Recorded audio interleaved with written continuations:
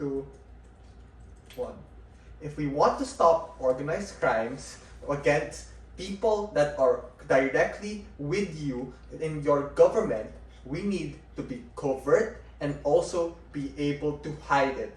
Prioritizing violence will not make it covert. As we told you, it's loud, it needs multiple branches to be involved, and it's intimidating to non-crime related people and literally puts them at risk. For government to win this debate, they need to prove to us how they will, number one, make sure these high-ranked CCP officials does not try to mess it up and also run away the moment you are moving and mobilizing these things of war, of fighting, and number two, prove to us why war against 3 nations is not likely to happen or somehow is worth it, because we feel that when they say, oh, we are willing to take this, they are asserting that it's worth it. And number 3, why it's best that only China is actually going to be a part of it. Let's go first in the first idea. Will we even be able to do the motion properly? Or are we sure that the CCP officials won't actually mess this up?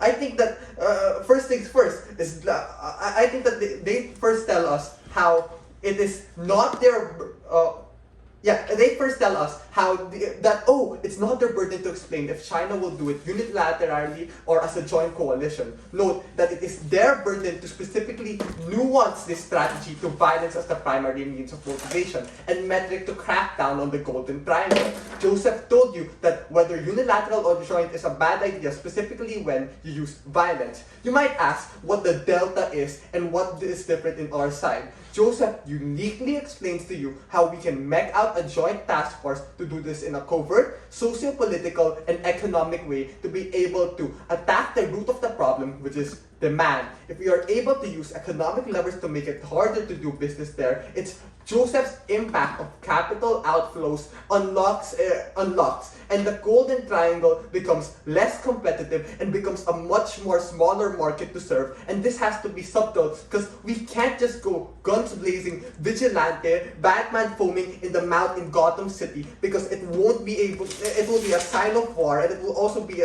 very ineffective in actually what it's trying to do. And what we can also get is and not only that, they need to prove to us is for Laos to actually be able to join in the first place. There's a join and try to actually work together. There's a conflict in interest, a lot of them earn from it. And not only that, they don't have as much capacity as these people that are directly working within these groups created are actually allowing it. These people that are government also allow it and directly work with these groups of crime. And not only that, so what we can get from this is just not likely to be done well, and people will likely run the moment we start moving these processes, the moment we start fighting these people, instead of making it more hidden. And I think it's important to actually weigh out the policies that we're trying to make. The fight is not just in the incentives of why we want to do this, it's also the effectivity of our policy.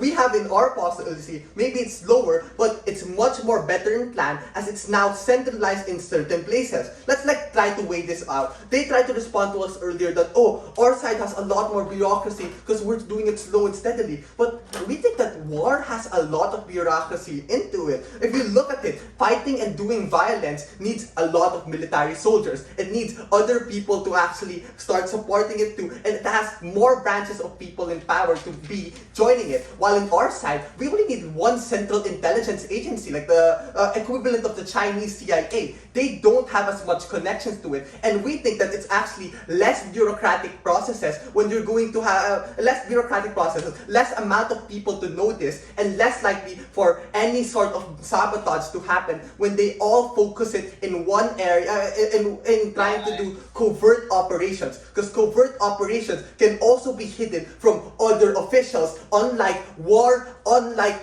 violence, because once you start involving violence, it is less likely for these people to have the means to, it's less likely for it to be more covert, because it's always inevitably going to be louder, and they did not prove to us how it's not going to be loud. Second, is it the possibility of war going to happen? Is civilian and foreign death even worth it? I think I think that earlier that the DPM tries to double down on what PM says about being motivated. At best, Gov proves to us a sense of urgency and motivation, but this is likely to lead to a genocide, massacre, and warring within reason. This is proven when DPM responds to Joseph's POI when he says, yeah, let's be more brutal. As Sharon said, that is, Sharon said, and as Sharon said, that is Duterte-esque and literally leads to a decade of pain, conflict, and death. And not only that, the reason why our side works and Gov likely won't is that less people will die. You have to understand that government has not proven how violence will work unilaterally or as a joint force, but our burden is less hassle because it's more subtle, democratic, and sneaky as opposed to all-out tribal warfare that government is trying to go for. Now I'll take your POI before I get to my third point.